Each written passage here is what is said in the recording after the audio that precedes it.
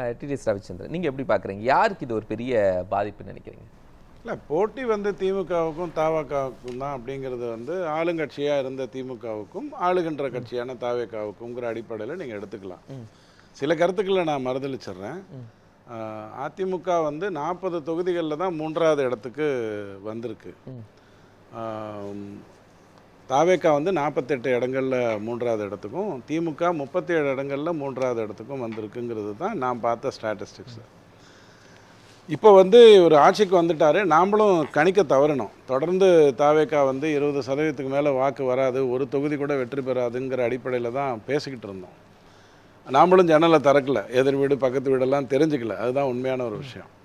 ஆனால் 2 விஷயம் நம்ம தொடர்ந்து சொன்னோம். திமுக தன் வாழ்க்கையில் அடுத்த முறை 2வது முறை ஆட்சிக்கு வராதுன்னு சொன்னோம். அது இந்த முறையும் நிரூபணமாயிருக்கு. திமுகவுக்கு பெரிய பிரச்சனை எப்போதுமே என்னென்னா, ஒரு தலைவர்னு ஒருத்தர் எதிர வந்துட்டாருன்னு சொன்னால் அது 10 வருஷம் 14 வருஷம் காணாமல் போயிடும். அது எம்ஜிஆர் அவர்களாக இருக்கட்டும், ஜெயலலிதா அவர்களாக இருக்கட்டும். இன்றைக்கி விஜய்க்கு இன்னொரு 10 வருடத்திற்கு அவர் வந்து தன்னுடைய 3 தேர்தல்களையும் தைரியமாக சந்திக்கலாம்ங்கிற அடிப்படையில் இதுக்கப்புறம் இருக்கிற 2 தேர்தல், தொடர்ந்து 3 முறை, இதுக்கப்புறம் 2 தேர்தல் வச்சுக்கோங்க, 2029 30. அப்படி ஒரு கான்ஃபிடென்ட் திமுக இருக்கு, அதிமுக இருக்கிறது இல்லை இருக்குல்ல. இப்போ எப்படின்னா பாஜக இருக்கிறது. இல்லை ஒரு விஷயம் சொல்லிடுறேன். இந்த இளைஞர்கள் தான் ஓட்டு போட்டாங்க, இளைஞர்கள் எல்லாம் தவேகாவுக்கு ஓட்டு போட்டாங்கங்கிறதெல்லாம் கண்மூடித்தனமாக சொல்லலாம். 1,72,72,00,000 வாக்குகள் வாங்கியிருக்காங்க. 30க்கு கீழே இருக்கக்கூடியவங்களுடைய வரலாறு வந்து எண்ணிக்கை வந்து 1,20,00,000 தான்னு உங்களுக்கு தேர்தல் ஆணையம் எடுத்து சொல்லுது.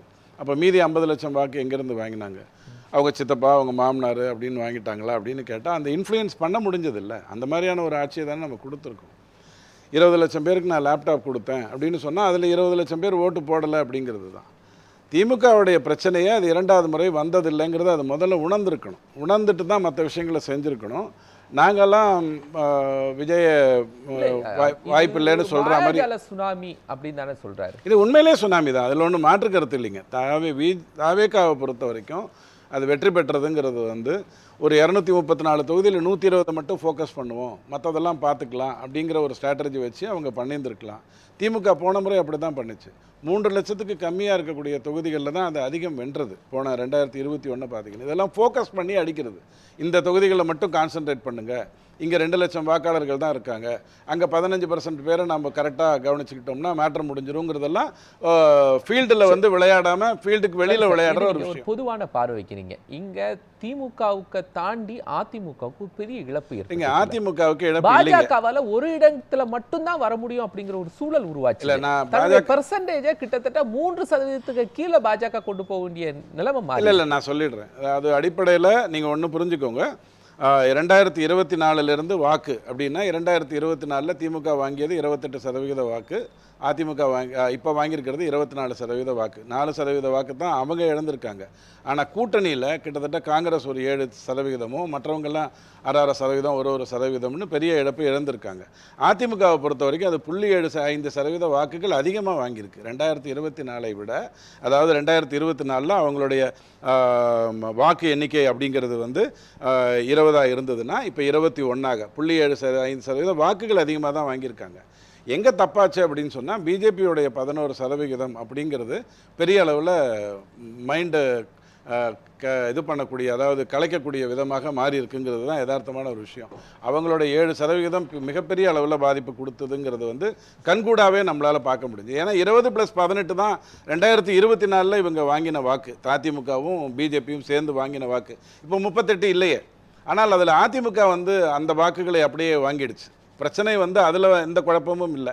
இப்பயும் நீங்கள் வந்து ஒரு 25 பேர் அதிமுக பக்கம் அதிமுகலேருந்து உடச்சிக்கிட்டு இன்னொரு அதிமுகங்கிற அடிப்படையில் போவாங்க அப்படிங்கிற மாதிரி பேசுனீங்கன்னா அதில் 3 முறை அதிமுகவின் கோட்டைகளாக இருந்தது 9 தொகுதிகள். இந்த 25 பேர் போயிருக்கிறதுல ஒரே ஒரு முறை மட்டும் ஜெயிச்சிருக்கிறதுங்கிறது ஒரு 4 தொகுதி. அங்கே வெற்றி பெற்றது தான் பெரிய விஷயம் இந்த 25 இருக்கிறவங்களில். அதே மாதிரி 2021 24 ரெண்டுத்துலையுமே கம்மியாக வாக்கு வாங்கியிருக்காங்க, ஆனால் ஜெயிச்சுட்டாங்கன்றது வந்து இந்த 4 பேர். ஆக 4+4 8 பேர் தான் இந்த 25. உண்மையிலேயே வெற்றி கணக்க நம்ம ஒரு பக்கம் வச்சுக்கோம் சார். ஆனா திமுகல தோல்விக்கு பிறகும் கூட அந்த கட்சி ஒரு யூனிட்டியா இருக்கு. அப்ப பெரிய பாதிப்பு இல்ல. அதிமுகவை பொறுத்தவரைக்கும் ரெண்டா ஸ்பிளிட் ஆகி நிக்கிறாங்க. இதுக்கு நேரா பதில் சொல்லணும்னு சொன்னா விலை போக நீங்க டைரக்டா இப்ப ஒண்ணு சொல்லுங்க, திமுகவா அதிமுகவா இல்ல நாத்தாக்காவா எது ரொம்ப பாதிக்கப்பட்டது? இல்ல பாதிக்கப்பட்டது நாத்தாக்கா வந்து 50% ஓட்டு அவங்களுக்கு போயிடுச்சுங்கிறது யதார்த்தமான ஒரு விஷயம். அதற்கப்புறம் பாதிக்கப்பட்டது கண்டிப்பா திமுக தான். ஏன் நாம இல்லையா? ஏன் நம்ம இல்ல அதிமுக இல்லைங்க, நான் திரும்பவும் சொல்றேன். அதிமுக தோற்றது அப்படிங்கறத வச்சு இடங்களை வைத்து நீங்க பார்க்காதீங்க. வாக்குகளே அவங்க வாங்கிட்டாங்க. இல்ல ஃபியூச்சர் கட்சி ரெண்டா உடைஞ்சிருச்சுல சார். அது அப்புறம் வரும். நீங்க கேட்டது வந்து யாரோடைய வாக்குகளை தாவேக்கா வாங்கியிருக்காங்க அப்படின்னு கேட்கறது கேள்வியாக இருந்தா 2024 அவங்க என்ன வாக்கு வாங்கினாங்களோ அந்த வாக்கு அவங்க வாங்கிட்டாங்க. கூட்டணியாக வாங்கியிருக்க வேண்டிய வாக்குகள் அவங்களுக்கு வரல. அதுதான் நீங்க அடிப்படையாக எடுத்துக்கணும் எண்ணிக்கையை பேசுறதாக இருந்ததுன்னா. ஆனா திமுகவை பொறுத்த வரைக்கும் இப்ப நீங்க அடுத்த 10 வருஷம் விஜய் இருப்பாருன்னு நீங்க எதை வச்சு சொல்றீங்க?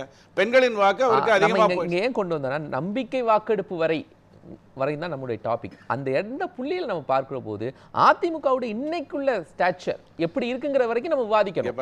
நம்பிக்கை வாக்கெடுப்பு வந்த போது விஜய் தொடர்ந்து தவறுகளை செய்து கடைசியில திமுக அவருக்கு கிஃப்டா கொடுத்தது தான் நான் வெளிநடப்பு அப்படிங்கிறது. தொடர்ந்து தவறு செஞ்சாரு. உண்மையை சொன்னா அந்த நம்பிக்கை இல்ல நீங்க ஏன் விஜய் செய்யக்கூடியதை ஒரு வியூகம்னு எடுத்துக்கவே மாட்டீங்க? வியூகமாவே எடுத்துக்கலாம், அதுல ஒண்ணும் தப்பு இல்லையே. வியூகம் பயங்கரமா தோத்து போய் அன்னைக்கு ஒரு வழி ஆயிருந்திருக்கும். ஆனால் நீங்க எப்பவுமே அப்படி ஒரு எக்ஸ்பெக்டேஷன் விஜய் மேல வைக்கிறீங்கல்ல? இல்லைங்க, நான் விஜய் செய்த தவறுகள் தொடர்ந்து சொல்றேன். லெட்டர் எழுதுறாரு. லெட்டர் எழுதும் போது தீய சக்தின்னு சொல்லக்கூடியவங்களுடைய அவர் சொன்னவங்களுடைய கூட்டணிக்கு மட்டும் லெட்டர் எழுதுறாரு. இந்த பக்கம் நாத்தாக்காவுக்கு எழுத வேண்டிய அவசியம் இல்லை. இந்த பக்கம் அதிமுகவுக்கு லெட்டர் ஃபார்முலா கூட போகலை. அப்போ அவர் வந்து கிளியராக பிளான் பண்ணியிருந்தாருக்கு. அதனால தான் தப்பு நடந்தது. அந்த 10 பேரை கூட்டிட்டு வந்துட்டா மேலே முடிஞ்சது அப்படிங்கிறது வந்து அவர் பிளான் பண்ணார். காங்கிரஸ் போனதை துரோகம்னு சொல்கிறது மிகப்பெரிய தப்பு. ஏன்னா தேர்தலுக்கு முன்னாடியே காங்கிரஸ் அவங்களோட போகணும்னு நினைச்சதை வலுக்கட்டாயமாக கை காலெல்லாம் பிடிச்சி இழுத்து கூட்டணிக்குள்ளே வைத்து கொண்டது தான் திமுக. விட்ட உடனே டபால்னு ஓடி போயிட்டாங்க. 5 பேராக இருந்தாலும் நம்ம போகிறோம்னு போயிட்டாங்க. 2029 பிரதம வேட்பாளர்னு யாராவது காட்டணும். இன்னைக்கு தாவேகாவால் தான் காட்ட முடியும். காங்கிரஸ் போனது 5 சீட்டுங்கிறது யதார்த்தமாக நடந்த ஒரு விஷயம். அது தேர்தலுக்கு முன்னாடியே நடந்திருக்கும். நடந்திருந்தா காங்கிரஸ்ல இன்னும் கொஞ்சம் பேர் வெற்றி பெற்றிருந்திருப்பாங்க. ஆனா அப்படி நடக்கலைங்கிறது தான் வருத்தம். ஆனா அதற்கப்புறம் அவர் திமுக கூட்டணியில் இருக்கிறவங்களை மட்டும் கான்சென்ட்ரேட் பண்ணாரு பாருங்க, அங்கதான் அவர் தப்பு பண்ணார். லெட்டர் எழுதுறதா இருந்தா எல்லாருக்கும் எழுதி திமுகவுக்குமே எழுதிருக்கணும். இதுல என்ன இருக்கு? அடுத்த நாள் போய் சந்திக்க போறோம், பொன்னாடை போத்த போறோம்னு போது லெட்டர் யாருக்கு வேணாலும் எழுதலாம். இடையில ஒரு செய்தி வந்துச்சுல, திமுகவும் அதிமுகவும் இணைந்து ஆட்சி அமைக்கலாம் அப்படிங்கிற அதை நீங்க வந்து 3 காரணத்துக்காக நீங்க சொல்லுங்க. அங்கிருந்து RS பாரதி ஸ்ட்ராங்கா பதில் சொன்னார். திமுக இருந்து இல்ல அப்படி நடக்கவே இல்லைன்னு. அப்படி அவர் சொன்னார்னா அது நடந்திருக்கிறதுக்கான சாத்தியம் தான் இருக்குங்கிறத ஒரு பக்கம் வச்சுக்கோங்க. அதே மாதிரி இங்க முனுசாமி ஐயா நடக்கவே இல்லை அப்படின்னு ஒரு வார்த்தை சொன்னார். முனுசாமி ஐயா சொன்னார்னா கரெக்டா தப்பா இருக்கும் அப்படிங்கிறதுனால நடந்ததுன்னு நீங்க சொல்லுங்க, நானும் அதை ஒத்துக்கிறேன். ஆனால் அது எப்படி சாத்தியமாகும்? எந்த விதத்திலையுமே சாத்தியமாகாது. நீங்க வந்து இப்போதைக்கு விஜய் அகற்றணுங்கிறதுக்காக நாம ஒரு ஷார்ட் ரூட்ல எடப்பாடி ஐயா முதலமைச்சராகவோ அல்லது திருமாவளவன் ஐயா முதலமைச்சராகவோ வச்சிடலாம்னு நினைத்தா திமுகங்கிறது வந்து திட்டமிடுறதுல வந்து பிரம்மாண்டமான ஒரு கட்சி, சாதாரணமான ஒரு விஷயம் இல்லை. உலகத்திலேயே திமுக போல ஒரு எதிர்கட்சி வாய்க்காது அப்படின்னு எல்லாரும் சொல்லக்கூடிய அளவுக்கு திட்டமிடுறதுல கட்டமைப்புகளை திட்டமிடுறதுல ஒரு பெரிய கட்சி. அது போய் தேவையில்லாம அதிமுகவுக்கு நான் கூட்டணி கொடுக்குறேன், நீ பதவிக்கு வான்னு சொல்லுமா? விலை போனவங்க தங்களுக்கான ஒரு நியாயத்தை கொடுக்கறதுக்காக ஏதோ ஒரு கருத்தை சொல்லலாம். அதெல்லாம் பேச்சு விவாதமாகவே இருந்திருக்காது. எடப்பாடி ஐயா செய்த மிகப்பெரிய தப்பு, அடுத்த நாள் அவர் வந்து இந்த 107 தெரிந்த உடனே அடுத்த நாள் அவர் ஒரு நிலைப்பாடை எடுத்து சொல்லியிருக்கணும். அது சொல்லாம விட்டது அவருடைய மிகப்பெரிய தப்பு. எதுக்காக காத்துட்டு இருந்தாருன்றது யாருக்கும் தெரியாது. ஆனால் விஜய் தொடர்ந்து தப்பு. யாருக்காக காத்திருக் கொண்டிருந்தார்? எதற்காகன்னு சொல்லுவோமே. அதுக்கப்புறம் யாருக்காக? இப்ப லீமா ரோஸ் மேடத்துக்காக யார் வேணாலும் காத்துட்டு இருப்பாங்க. ஃபார்ச்சுனர்ல போக முடியும். ஆனா இவங்களுக்கு அப்படி சொல்ல முடியாது இல்லையா? இது எல்லாம் கொள்கை சித்தாந்தம் 1000 கதைகள்லாம் இருக்குல்ல பேசுறதுக்கு. ஆனா அந்த இடத்துல நீங்க பாத்தீங்க அப்படின்னு சொன்னா அவர் தொடர்ந்து தோத்து போய் அன்னைக்கு வந்து இந்த 60 பேர் நான் கிளம்பி போறேன் அப்படின்னு சொன்னதுக்கு பிறகுதான் இவருடைய ஜெயிக்கிறதுங்கிறது வந்து சாஸ்வதமாச்சு. இப்ப கூட நீங்க பாருங்க, நாம அன்னைக்கு பேசும்போது 5ஆம் தேதி தேர்தல் வந்த ரிசல்ட் வந்த அன்னைக்கே நம்ம சொன்னோம். என்ன சொன்னோம்னா ஒரு 13 பேர் ராஜினாமா பண்ணா போறோம் அதிமுகல இருந்து. ஈஸியா அவங்க 2 இடைத்தேர்தல் வெற்றி பெற்றுருவாங்க, சுலபமா முடிச்சிருக்கலாம். இப்ப என்னாச்சு? இந்த 25 பேருக்கும் எம்எல்ஏ பதவி போய் அதற்கப்புறம் நடந்தது அப்படின்னு சொன்னா அது நல்லா இருக்காது. இப்ப ஆட்சி அமைச்சிட்டாரு. இப்ப எவ்வளவு சிக்கல்கள் அதிமுகவுக்கு தானே சார் இருக்கு? அதிமுக எம்எல்ஏ பதவி இருக்கும், போகும், பிரியும் அப்படிங்கிற இத்தனை பிரச்சனைகளும் அதிமுகக்குள்ள தானே இருக்கு. உதாரணத்துக்காக சொல்றேன், ஒரு பிரச்சனை திமுக இருக்கா? இல்ல ஒரு நிமிஷம். நீங்க இந்த கேள்விக்கு நான் நேர்மையா பதில் சொல்றேன். உடனே என் கையில பச்சை குத்தி இருக்கான்னு பாத்துறாதீங்க. நான் அதிமுக தொண்டன் இல்லை. ஆனா தொடர்ந்து அதிமுகல இருந்து ஆட்களை எடுத்துக்கொண்டே வந்து இப்போ முகலாயர் வந்து இந்தியாவில் வந்து ஒரு வழி பண்ணி, பிரிட்டிஷர் ஒரு வழி பண்ணி, காங்கிரஸ் ஒரு வழி பண்ணியும் இந்தியா கெத்தா இருக்குன்னா, அதே மாதிரியே அதிமுகல இருந்து தொடர்ந்து திமுகல ஆட்கள் எடுத்துக்கொண்டிருந்தாங்க. அதிமுக கெத்தா தான் இருந்தது, எந்த குழப்பமும் இல்லை. அதே மாதிரியே இந்த பர்டிகுலர் விஷயத்திலையும் ஒரு கடந்த 6 வருடமா அது பிரிஞ்சிருச்சு, 4 ஆயிடுச்சு, 8 ஆயிடுச்சு, எல்லாரையும் ஒன்றிணைக்கணும்னாங்க. எல்லாரும் போய் திமுகல போய் ஒன்றிணைஞ்சிட்டாங்க. சசிகலா அம்மா கட்சியை தொடங்குற அளவுக்கு போயிட்டாங்க. இதெல்லாம் நீங்க பாத்தீங்க. இதையெல்லாம் தாண்டி அது தேர்தலை சந்திக்குது. நல்லா புரிஞ்சுக்கோங்க. இத்தனை பேரும் சேர்ந்து திமுக அதிமுக ஒரு பாதிப்பும் ஏற்படுத்த முடியல. அந்த வாக்குகள் 2024 அது தனித்து என்ன வாங்கிச்சோ அந்த வாக்குகள் அது வாங்கிருச்சு. எந்த குழப்பமும் அதுக்கு இல்லை. கேள்வி என்னன்னா, இதுக்கப்புறம் இந்த ஆட்சியை இவர் என்ன பண்ண போறாரு? இது காப்பாற்றுறதுக்கு ஏதாவது வழி இருக்கா? நாளைக்கு வந்து திரும்பவும் இது ஃப்ளோரில் வந்து டெஸ்டிங்னு ஒரு சிச்சுவேஷன் வந்ததுன்னா அது எவ்வளோ கோரமாக இருக்கும் அப்படிங்கிறதெல்லாம் தான் நாம் இப்போ யோசித்து பேச வேண்டியிருக்கு. இதை விட ரொம்ப முக்கியம் என்ன அப்படின்னு சொன்னால், இப்போ அவர் திமுகவை தாண்டி வேற எதையுமே செய்யலை. திமுக என்ன செய்ததோ அதே தான் தொடர்ந்து செய்திருக்காரு. கல்வித்துறைக்கு கூட ஒரு பெரியாரிஸ்ட் தான் வந்திருக்காரு. ஸோ தொடர்ந்து எல்லாமே கரெக்டாக போகுது. தொழில்துறைக்கு மட்டும் கீர்த்தனாவை தேர்ந்தெடுத்ததில் நியாயம் இருக்குது. உள்ளாட்சி தேர்தலை அடுத்தது உடனே நடத்தினாருன்னால் அவர் வந்து திமுகலேருந்து வேறுபடுறாரு, திமுகவுக்கு அவருக்கும் ஒன்றும் சம்பந்தம் இல்லை அப்படிங்கிறத நீங்கள் நேரடியாக புரிஞ்சுக்கலாம். இதே வேலையை 2016 ஜெயலலிதா அம்மா பண்ண போய் தான் அது எதிராக வந்தது. உடனே உள்ளாட்சி தேர்தலை நடத்தணும்னு நினச்சாங்க, அதுவே அவங்களுக்கு எதிராக போச்சு. இப்போ அவர் அதை நடத்தணும்னு நினச்சாருன்னா உள்ளாட்சி தேர்தல், ஏன்னா கவர்மெண்ட் நடத்தணும் அப்படின்னு சொன்னால் பஞ்சாயத்து லெவலில், ஊராட்சி லெவலில் ஆட்கள் இருந்தால் தான் கவர்மெண்ட்டை நடத்த முடியும். அதுக்காக நான் நேர்மையாக போகிறேன். உள்ளாட்சி தேர்தலை உடனே 3 வருஷமாக நடத்தலை. அதுக்கு சொல்லப்பட்ட காரணம் ஒரு 350 பஞ்சாயத்து யூனியனை எங்கே சேர்க்கறதுன்னு தெரியலிங்க அப்படிங்கிற காரணம் தான் உங்களுக்கு சொல்லப்பட்டிருக்கு. உடனே அதை நடத்தினார்னா இவருக்கும் திமுகவுக்கும் வித்தியாசம் இருக்குங்க. அவர் தீ சக்தின்னு சொன்னதுல தப்பு இல்லைங்க. 2 பேருக்கும் தான் போட்டிங்கன்னு நீங்க பேசிட்டு போயிடலாம். அதிமுகவை நீங்க அப்படியே விடுங்க, அது எப்படி மேலே வரணுமோ அப்படி நல்லா வந்துடும். நீங்க எடப்பாடி ஐயாவை தாவேக்கா உரந்தளிச்சு அசிங்கப்படுத்திச்சு அவமானப்படுத்துச்சுன்னு மட்டும் பார்க்குறீங்க. அமுதா ஐஏஎஸ்ங்கிறவங்க என்ன தப்பு பண்ணாங்க? கரூரில் அவங்க ஆட்சியாளர் என்ன சொன்னாங்களோ அதை தான் பண்ணாங்க. ஏன் அவங்க இன்னைக்கு காத்திருப்பு பட்டியலில் இருக்காங்க? அவங்க ஒரு சிறந்த ஐஏஎஸ் அதிகாரிங்கிறது எல்லாருக்கும் தெரியும்.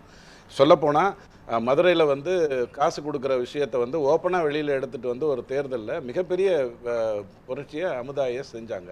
இவர் யாரெல்லாம் தனக்கு உதவியோ அவங்களெல்லாம் நான் வெறுப்பேன்ற முடிவுக்கு உள்ள வராரு. அதில் எடப்பாடியே அவர் முடிவு பண்ணிட்டாரு. ரொம்ப சந்தோஷம். இப்போ கேள்வி என்னன்னா, ஆனால் செந்தில் பாலாஜி கிட்ட அந்த முடிவை காட்டலை.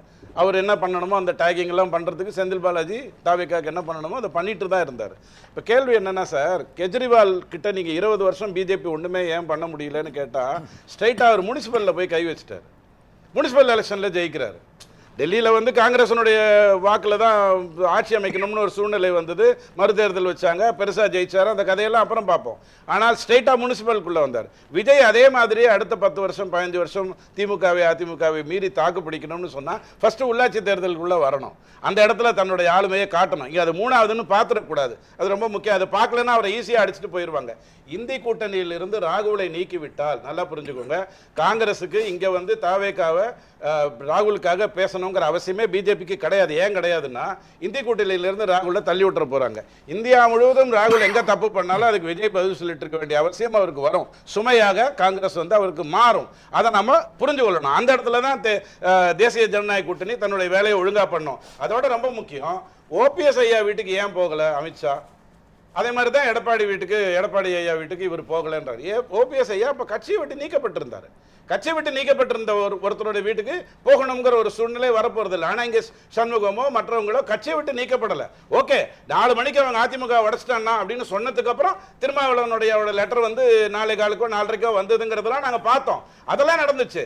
ஆனால் நாளைக்கான அரசியல் என்ன இருக்கும்னு நீங்கள் கேட்டீங்க அப்படின்னு சொன்னால், அது தேசிய ஜனநாயக கூட்டணி வாசஸ் திவிக, பர்டிகுலராக அண்ணாமலை இந்த மெயின் ஃபார்மு, இந்தியா பூரா ஆளுகின்ற ஒரு கட்சிங்கிற அடிப்படையில் களம் அப்படித்தான் மாறும். ஏன்னா திமுக எதிர்கட்சியாக பயங்கரமா வந்து 48 49 திருப்பி வாங்கணும்னு சொன்னா முதல்ல போலி நாஸ்திகத்தை விடணும், இந்த ஜோசியர் கதையெல்லாம் விடணும், ஸ்ட்ரைட்டா அரசியல் ஆட்சியல் அந்த அடிப்படைக்குள்ளேயே வரணும். அது வரலன்னா 24 தான் அதனுடைய வாழ்க்கை.